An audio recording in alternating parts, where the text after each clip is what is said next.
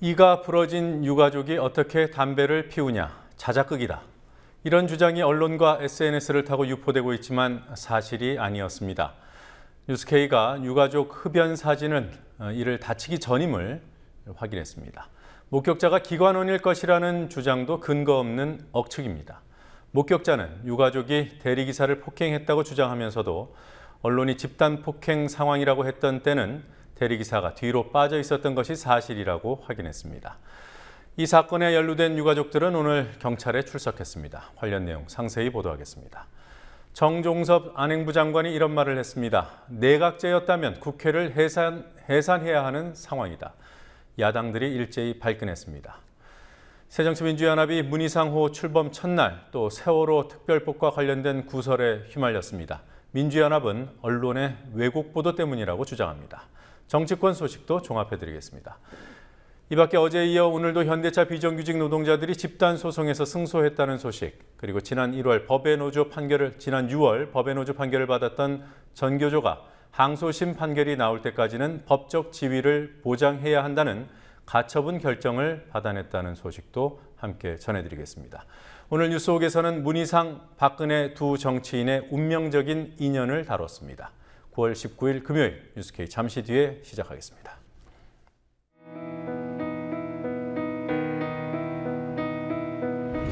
(1960년 4월 19일) 당시 언론은 빨갱이 데모라고 했습니다. 지금 우리는 혁명의 역사로 기억합니다. 1980년 5월 18일 당시 언론은 불순분자의 폭동이라 했습니다. 지금 우리는 독재에 항거한 정의의 역사로 기억합니다. 1987년 6월 10일 당시 언론은 대학생 가두 시위라 했습니다. 지금 우리는 민주주의를 쟁취한 감격의 역사로 기억합니다.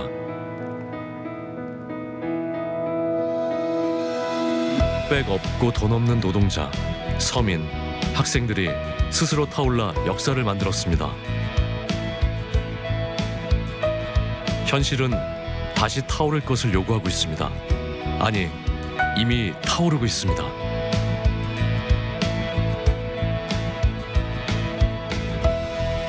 빨갱이를 종북으로, 불순분자를 외부 세력으로, 언론은 말만 바꿨을 뿐 역사를 부정하고 있습니다. 2014년 4월 1일 국민TV가 개국한 이유입니다. 국민TV는 역사를 역사로 기록하겠습니다.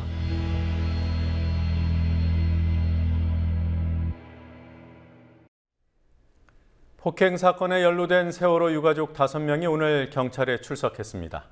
경찰은 이들 중 2명을 피의자로 조사하겠다고 밝혔습니다. 사실관계에 대한 논란은 더 커지고 있습니다. 유가족 중 누군가가 대리기사를 폭행했다는 데는 다툼이 없지만 대리기사 이외의 제3자와 유가족 사이에 쌍방폭행이 있었다는 주장을 놓고 진실게임 양상이 벌어지고 있습니다. 이런 상황에도 불구하고 유가족 농성장들은 계속 유지되고 있습니다. 세월호 사건 취재하고 있는 PD 연결해서 자세히 알아보도록 하겠습니다. 윤이나 PD. 네, 윤이나입니다. 네, 대리기사 폭행 사건에 연루된 세월호 유가족들이 오늘 경찰에 나갔습니다. 아직 조사가 진행 중인 거죠?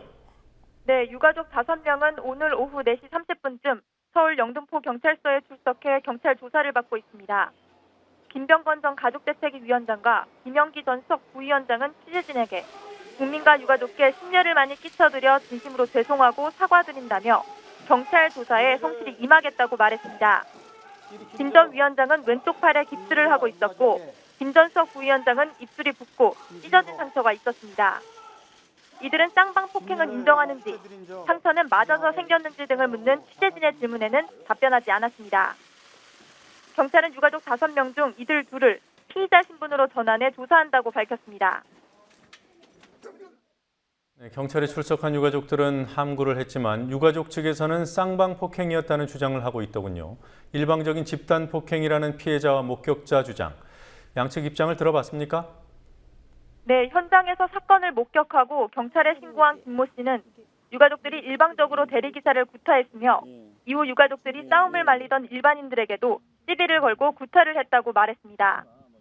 김 씨는 친구 노모 씨와 사건이 벌어진 현장 길 건너편에 있다가 유가족들이 대리기사를 폭행하는 것을 보고 경찰에 신고했다고 했습니다. 김 씨는 유가족들이 대리기사를 폭행한 후 경찰이 현장에 오길 기다리고 있는 상황에서 유가족들이 시비를 걸며 자신들을 폭행했다고 주장했습니다. 이에 반해 유가족 측은 현재 언론에 보도되는 것처럼 유가족들의 일방적인 폭행은 아니었고 폭력을 먼저 행사한 쪽도 유가족이라고 단정하기 어렵다는 입장입니다.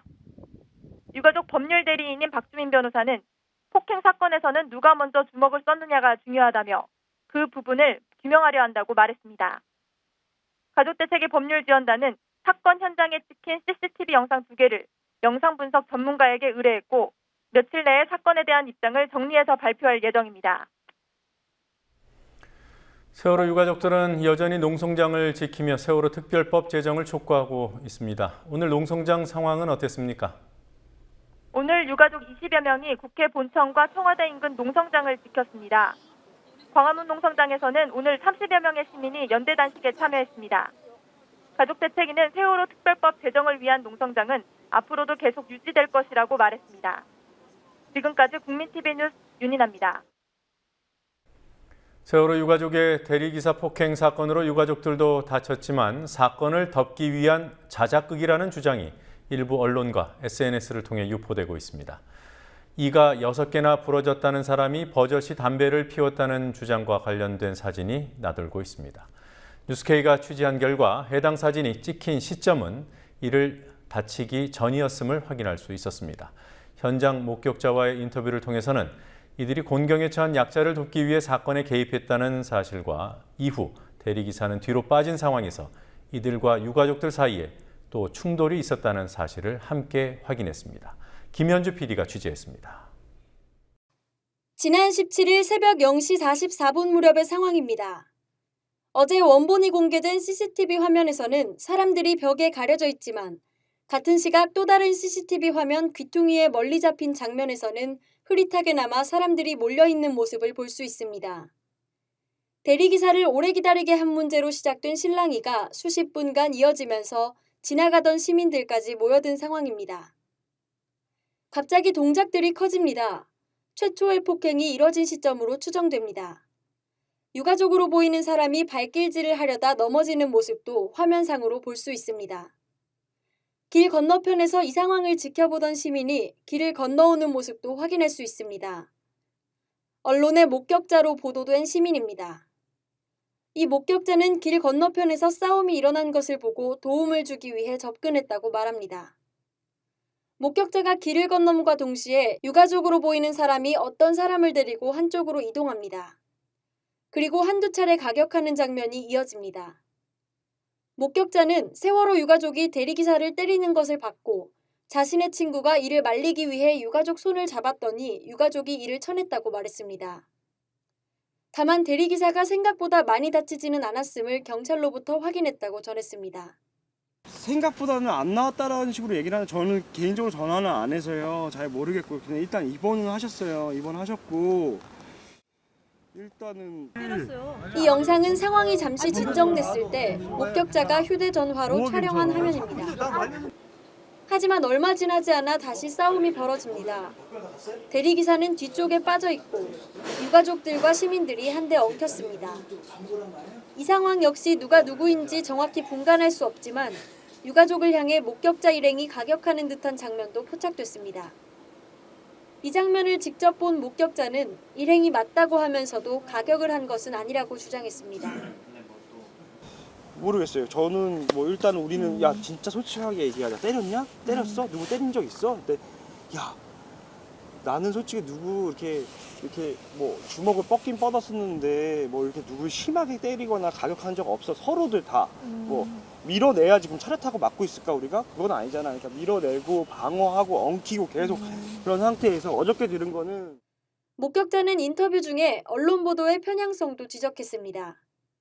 순서가 안 맞고요. 지금 그게 보면 이제 방송사에 따라서 뭔가 치중되는 쪽들이 있는 것 같아요. 뭐 채널A나 TV조선 같은 경우에 또 이쪽으로 너무 치중되어 있는 것 같기도 하고 근데 저희 입장에서는 좀 편하죠. 근데 보기에는 음. 왜냐면 저희 편을 들어주는 것 같으니까 느낌에. 그리고 또 다른 또 TV는 또 어디 중립적인 것도 있고 여러 가지인데. 그러면서도 목격자는 언론의 집단 폭행 장면으로 보도된 상황에서 대리기사가 뒤로 빠져 있었다는 점은 사실이라고 말했습니다. 친구가 앉혀놔요. 여기다 계속 여기 있어요. 이 아저씨는. 그러면은 이 구석에 지금 의자에 앉아 있는 게 대리기사인 예, 거죠? 대리기사요.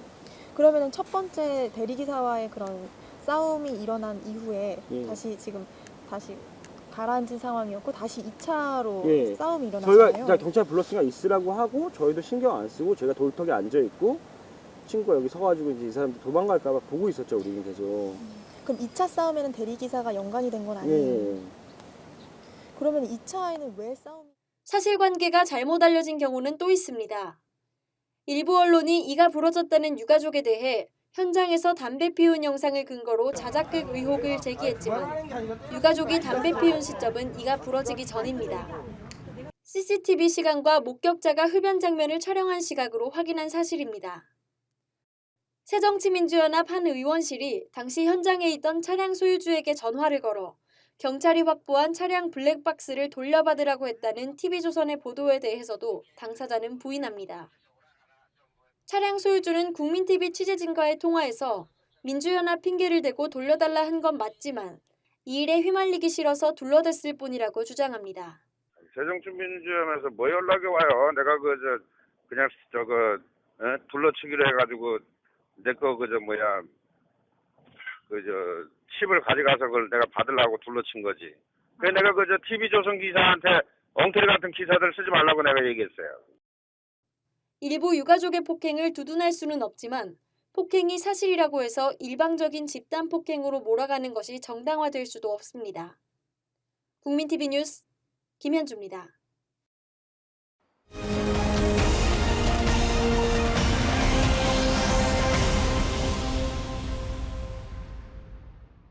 네, 새정치민주연합의 문희상 비상대책위원장이 오늘부터 공식 활동에 들어갔습니다. 문 위원장은 포청천이라는 자신의 별명을 스스로 언급하면서 내년 초 전당대회를 차질 없이 준비하겠다고 말했습니다. 이 말의 진짜 의미에 대해서 당의 혁신보다 위기관리에 충실하겠다는 뜻이라고 전문가들은 해석합니다. 계파 간 경쟁이 치열한 전당대회를 차질 없게 치르려면 계파 간 이익을 조율하는 데 상당한 에너지를 써야 하기 때문입니다. 국회 중계 카메라 나가 있습니다. 곽보아 PD. 자, 새정치민주연합 문희상 비상대책위원장 오늘 공식 일정을 시작을 했죠. 비대위원장 취임 일성은 뭐였습니까? 네, 문희상 위원장은 새정치민주연합의 계파를 극복하고 공정한 전당대회를 치르도록 하겠다고 강조했습니다. 오늘 민주연합 소속 국회의원, 광역단체장, 시도당 위원장 합동회의에서 했던 문희상 위원장의 말 직접 들어보시겠습니다. 이번 비대위가 할 최고의 급선무는 더 말할 것도 없이 차기 지도부를 위한 전당대회를 차질 없이 준비하는 것이라고 생각합니다. 그러기 위해서 가장 빠른 시간 안에 비대위원회, 지역위원회, 당무위원회, 중앙위원회 등 당조직을 재점검하고 재건하겠습니다. 이러한 작업의 핵심은 공정성의 확보라고 저는 생각합니다. 나한테 별명 붙여진 포청천처럼 할 수만 있다면 공정한 전당대회가 준비될 수 있도록 최선을 다할 것이라는 약속을 드립니다. 한편 세월호 진상조사위원회에 수사권과 기소권을 줘야 한다는 유가족들의 요구와 관련해 문희상 위원장이 재검토돼야 한다고 발언했다는 문화일보 보도 때문에 파장이 있었습니다. 이에 대해 문 위원장은 기자들과 만나 대통령이 풀어야 협상의 여지가 있다는 말을 문화일보가 왜곡했다고 주장했습니다. 민주연합 대변인들은 세월호 해법의 본질은 진상규명이고 유족들이 최소한 양해하는 안이 나와야 한다는 문 위원장의 합동회의 발언이 공식 입장이라고 강조했습니다. 네, 심각한 혼란을 겪은 후에 열린 오늘 합동회의였죠. 분위기가 어땠습니까? 네, 예상보단 덜 무거웠고 오히려 화기애애했습니다. 정치 인생 최대의 위기를 겪었던 박영선 원내대표의 표정도 모처럼 밝았고 오랜만에 국회에 온 안희정 충남지사와 최문승 강원지사, 윤장현 광주시장 등 민주연합 소속 광역단체장들도 의원들과 반갑게 인사를 주고받았습니다. 문희상 위원장이 민주연합의 현 상황을 알을 쌓아놓은 듯 위태롭다는 뜻의 누란지위, 백척간도라고 표현하며 위기감을 강조하자 분위기가 무거워지기도 했지만 문 위원장이 연단에 올라가고 내려갈 때는 100여 명의 참석자들이 박수를 아끼지 않았습니다. 민주연합은 박영선 원내대표가 어제 문희상 비대위원장을 지명하는 것으로 임명 절차를 가름하기로 했기 때문에 오늘 합동회의는 의원들과 광역단체장, 시도당 위원장 등에게 새 비대위원장 임명 사실을 보고하는 성격의 자리였습니다. 그러다 보니 자유토론이나 발언 자리를 따로 만들지 않았고 박영선 원내대표와 문희상 위원장의 인사말만 듣고 30여 분 만에 회의를 끝냈습니다. 네, 길지 않은 기간일 텐데요. 문희상 비대위가 어디로 갈지, 또 과제는 무엇인지 전문가들은 뭐라고 얘기합니까? 네, 문 위원장은 내년 초 전당대회 당대표 선거의 룰을 정하고 지역위원장 인선을 주도하게 되는데요. 그중에서 지역위원장 문제가 중요합니다. 지역위원장들이 당대표 선출 권한이 있는 대의원들을 뽑기 때문에 지역위원장을 차지하기 위한 계파별 경쟁이 치열해서 그 과정을 어떻게 조율하느냐가 문 위원장의 최대 과제입니다. 문 위원장이 계파 간 충돌을 피하기 위해 계파를 안배하다 보면 당의 혁신이라는 또 다른 숙제를 해내긴 힘들어집니다.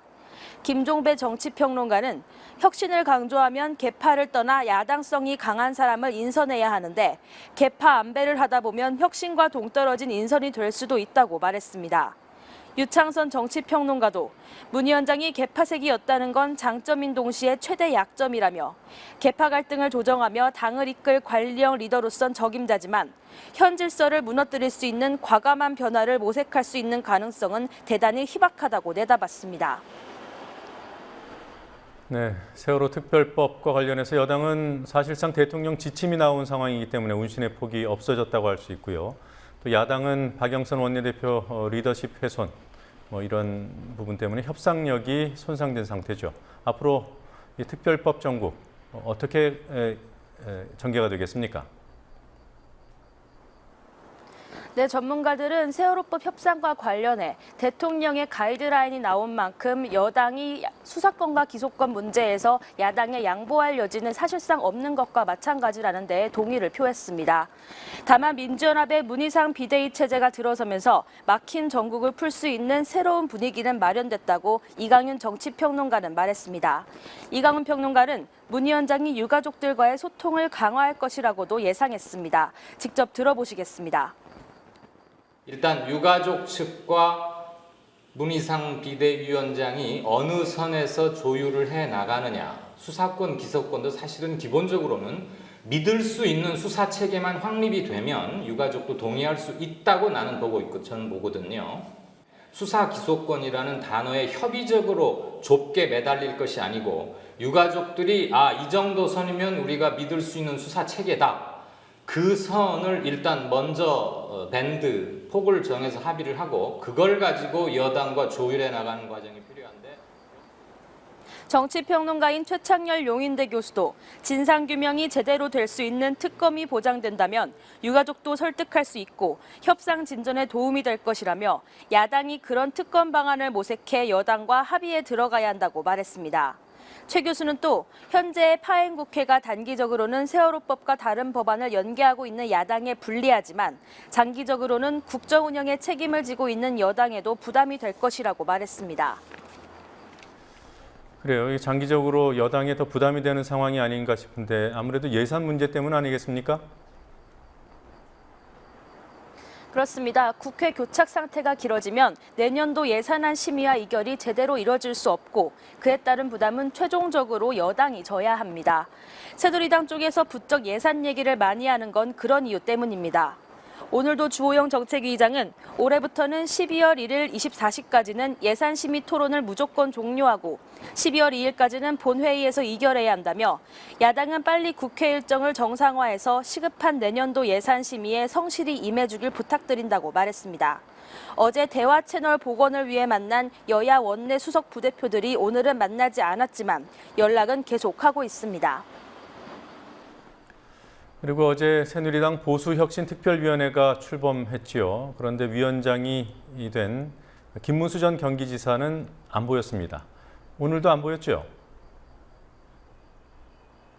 네, 오늘 오전 새누리당 박대출 대변인이 확인해준 대로 오늘 국회에 김문수 전 지사는 나타나지 않았습니다. 김문수 전 지사는 국민TV와의 통화에서 언제 혁신위원장으로 활동을 시작하느냐고 묻자 아직 좀 멀었다고만 답했습니다. 이런 태도로 볼 때 김 전 지사가 혁신위원장직을 그리 크게 생각하지 않는 건 아니냐는 시각도 나오고 있습니다. 새누리당은 김 전 지사가 모레 공식 임명장을 받고 다음 주 중 혁신위 인선을 마무리한 후 첫 회의를 열 예정이라고 밝혔습니다. 자, 정정섭 안행부 장관이 과연 할 소린가 싶을 얘기를 했어요. 국회를 해산해야 할 상황이다. 이런 말은 어떤 맥락에서 나온 겁니까? 네, 어제 취임 2개월 기자간담회에서 국회 파행 장기화를 두고 국회가 통치 불능 상태라면서 내각제였다면 국회를 해산해야 할 상황이라고 말했습니다. 이 말이 전해지자 야당들이 오늘 크게 반발했습니다.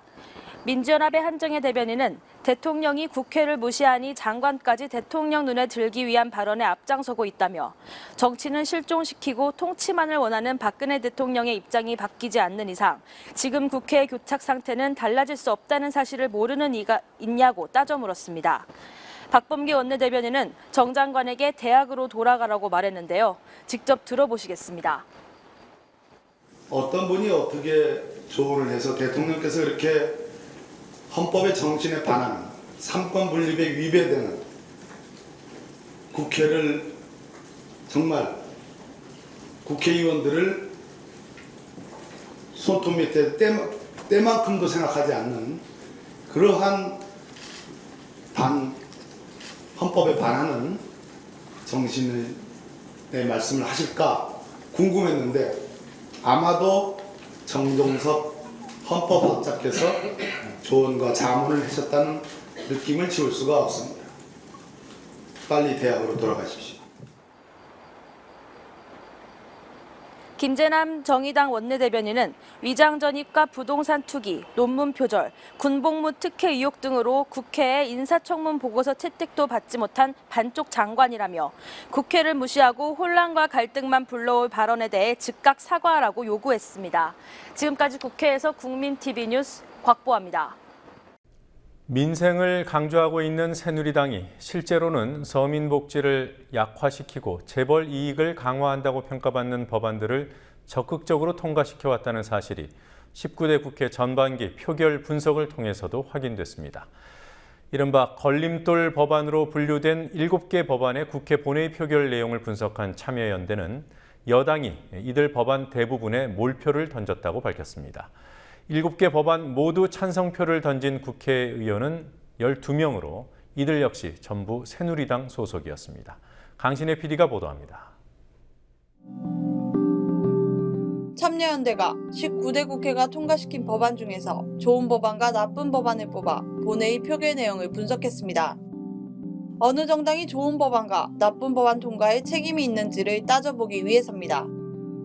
참여연대는 좋은 법안으로 불공정 하도급 거래를 막는 하도급법과 가맹점주 보호를 확대한 가맹사업법, 신규 순환출자 금지를 담아 지난해 12월 개정된 공정거래법 등 9개를 선정해 디딤돌 법안이라 이름 붙였습니다.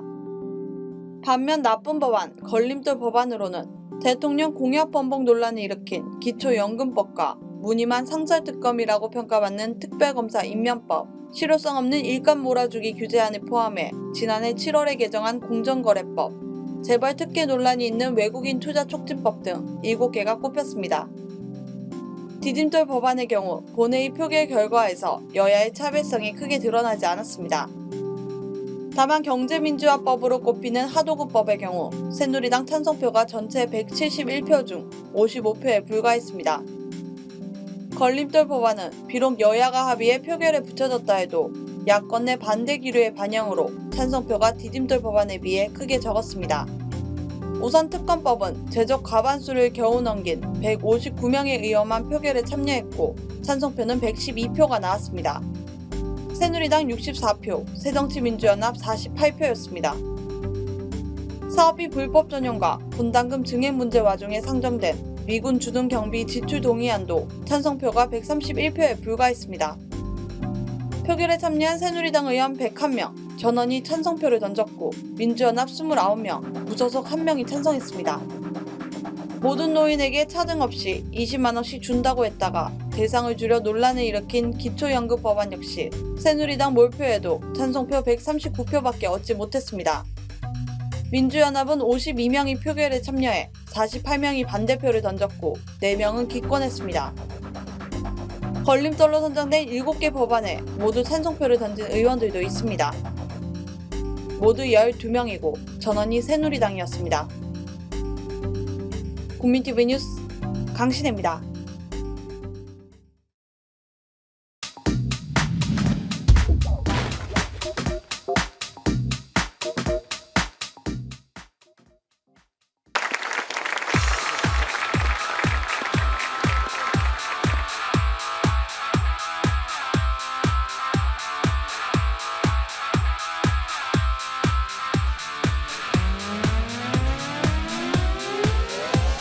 그런데 이제 뭐 상황이 이제 이것도 운명인가 봐.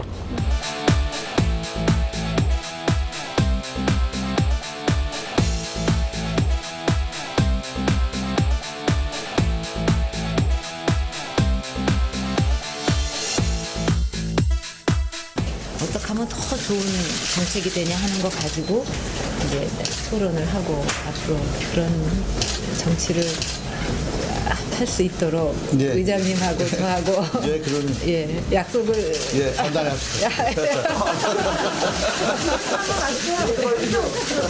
약속이에요, 약속. 예, 이거 안 지키시면 큰일 납니다.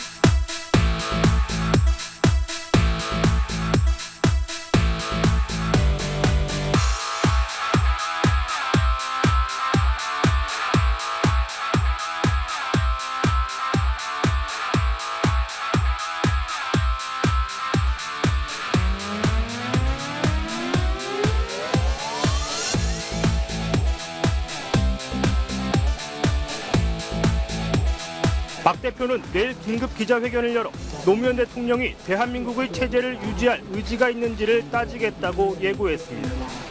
납득할 만한 답이 나오지 않는다면 구국대회 등 장외투쟁까지도 불사할 뜻을 밝혔습니다. 한나라당과 박근혜 대표는 급기야 민생 과제를 해결해야 할 민생국회로 내팽개치고 장외투쟁도 불사하겠다고 합니다. 이것이야말로 좀 더 나은 생활을 위해 안간힘을 쓰는 서민과 중상층 여러분들의 민생을 외면한 반민생, 반인권적 행위라고 생각합니다.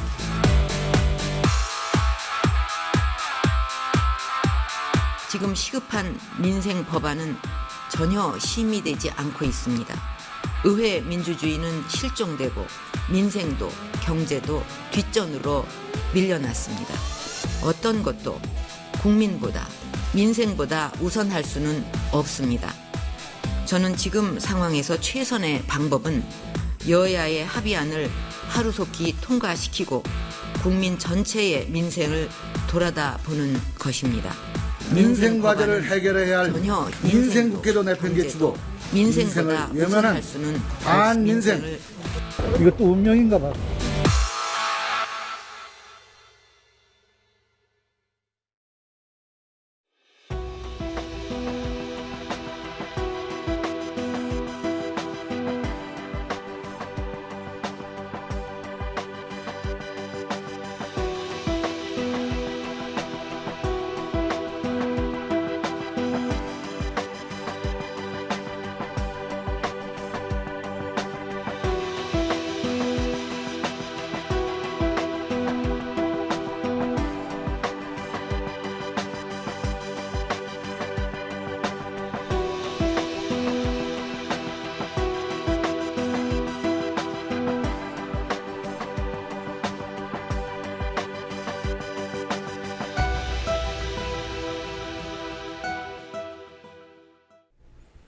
지금 보신 1인 시위 문구는 과거 참여정부가 담뱃값 인상을 추진할 때 반대하던 한나라당의 당시 박근혜 대표가 영수회담에서 노무현 대통령 앞에서 한 말이었습니다.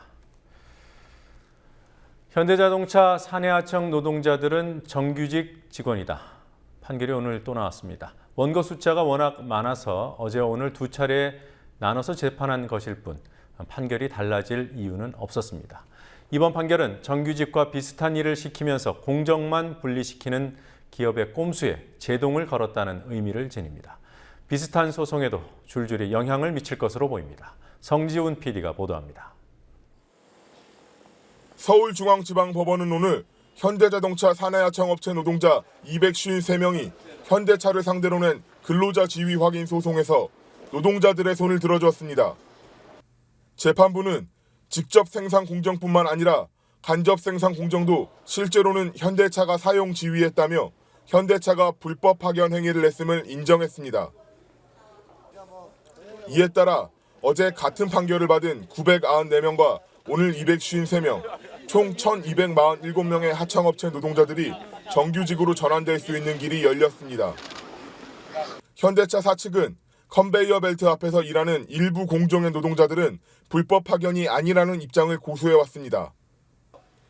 하지만 이번 판결의 핵심은 공정에 관계없이 생산 라인에 참여한 노동자를 모두 정규직으로 채용해야 한다는 점입니다. 어저께 사실 일부가 전원 승소했고요. 오늘 또한 승소를 했고 잠깐만요. 무슨 소리죠?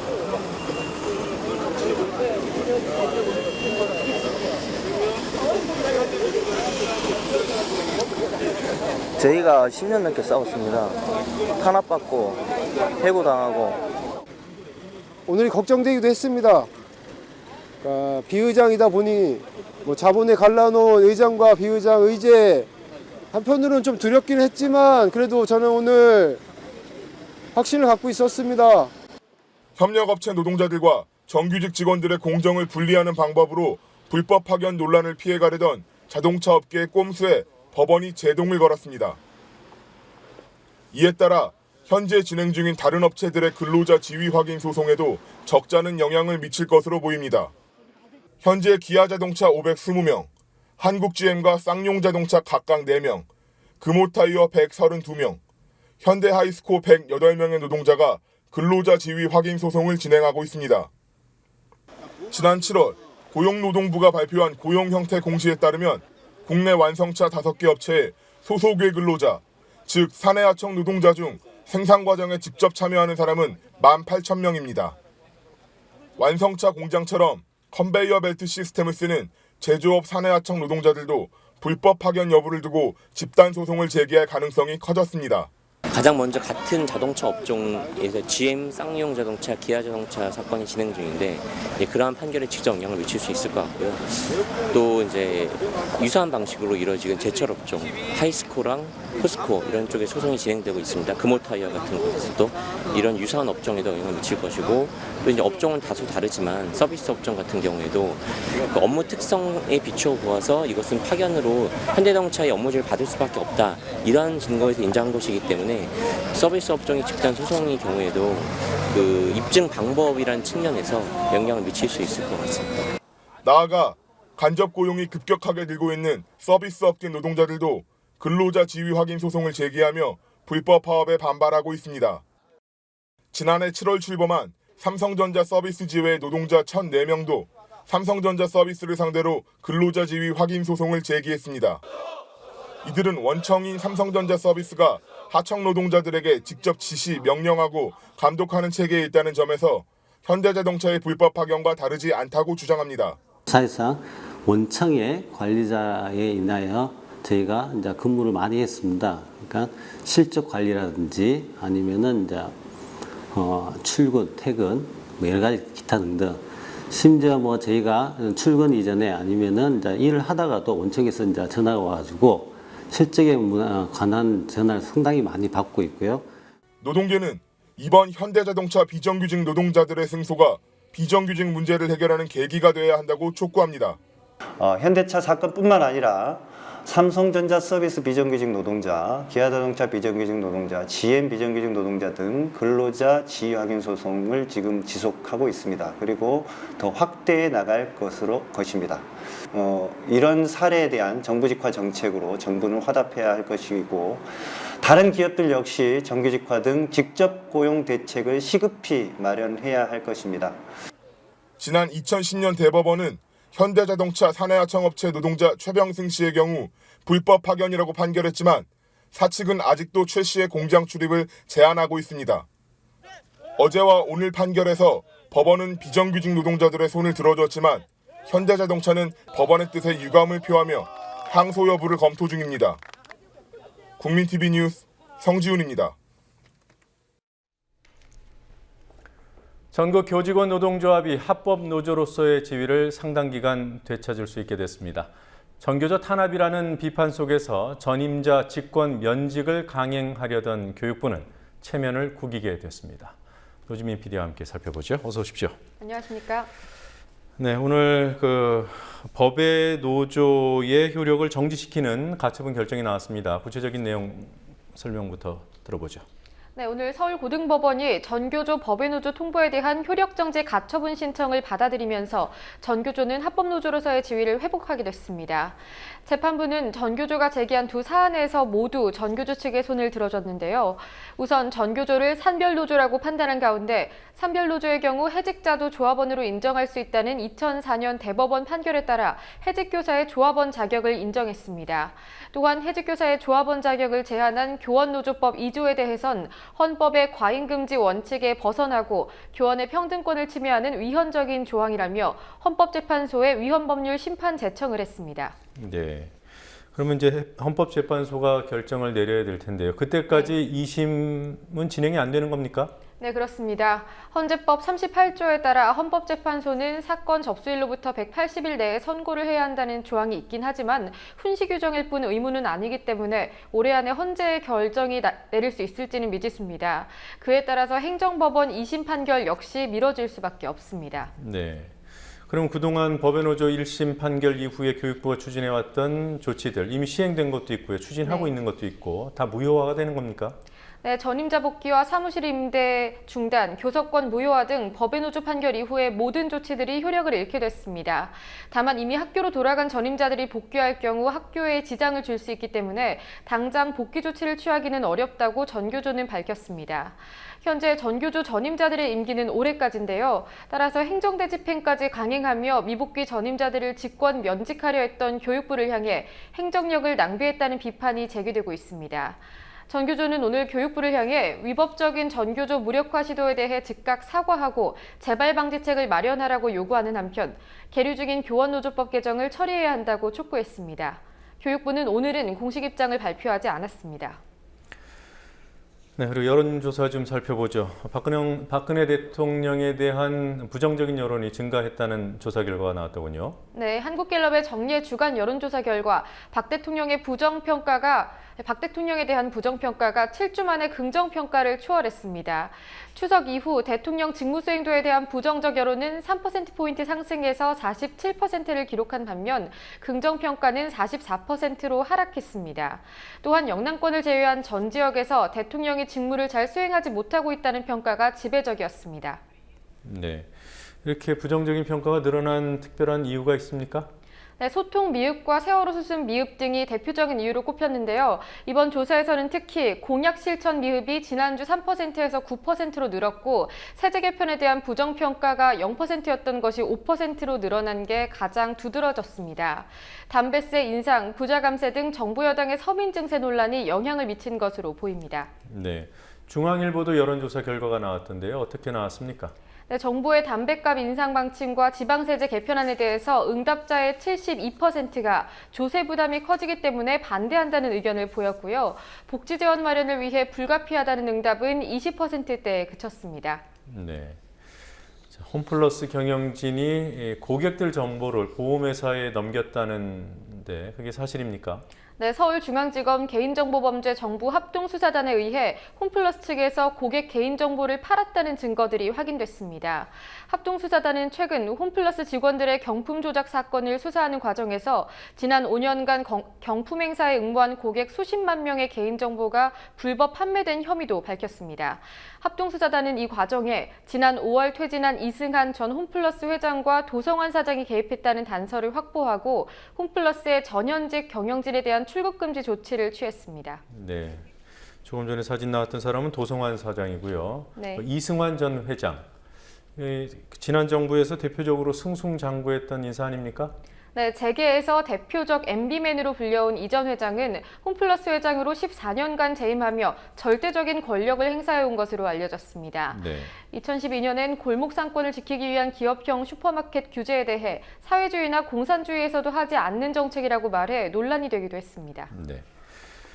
그리고요, 그 석유공사 이명박 정부 때 이른바 자원외교 일환으로 외국 기업을 사들이지 않았습니까? 네. 그걸 헐값에 매각했다고 하더군요. 네, 한국석유공사가 이명박 정부 당시 1조 원에 사들였던 캐나다 하베스트의 자회사 노스 아틀랜틱 리파이닉, 즉 나를 10분의 1도 안 되는 가격에 매각하기로 했습니다.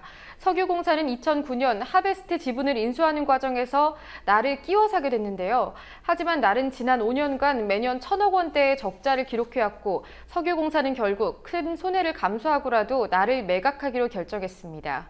석유공사는 이명박 정부 당시 15조 7,200여억 원을 해외 자원 개발에 투자했지만 겨우 3조 원 정도만 회수하는 등 공기업 부채의 주범으로 꼽히고 있습니다. 네. 그리고 전 세계인의 관심이 집중됐던 사안이죠. 스코틀랜드 독립투표 결과가 어떻게 됐습니까? 네, 찬성 반대 양측이 팽팽히 맞설 것으로 예측됐지만 개표 결과 독립 반대가 과반인 55.3%로 독립안이 무산됐습니다. 투표 결과가 나오자 데이비드 캐머런 영국 총리는 스코틀랜드의 분리 독립을 막기 위해 약속했던 일부 자치권을 확대해주겠다고 밝혔습니다. 외신들은 스코틀랜드가 독립의 뜻은 이루지 못했지만 자치권 확보라는 큰 실익을 얻었다고 평가했습니다. 네, 여기까지 보겠습니다. 수고했습니다.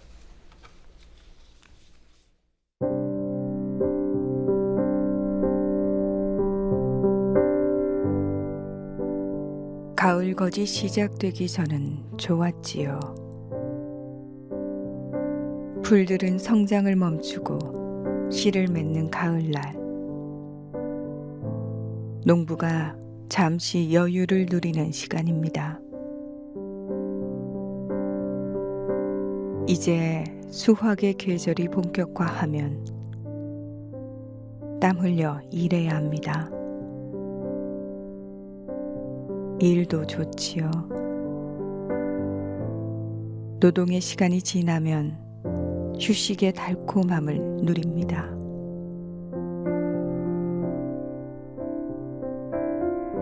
지쳐 병들지 않는다면 다시 시작할 힘을 얻는 것, 노동을 통해서지요. 일과 휴식의 조화를 빕니다.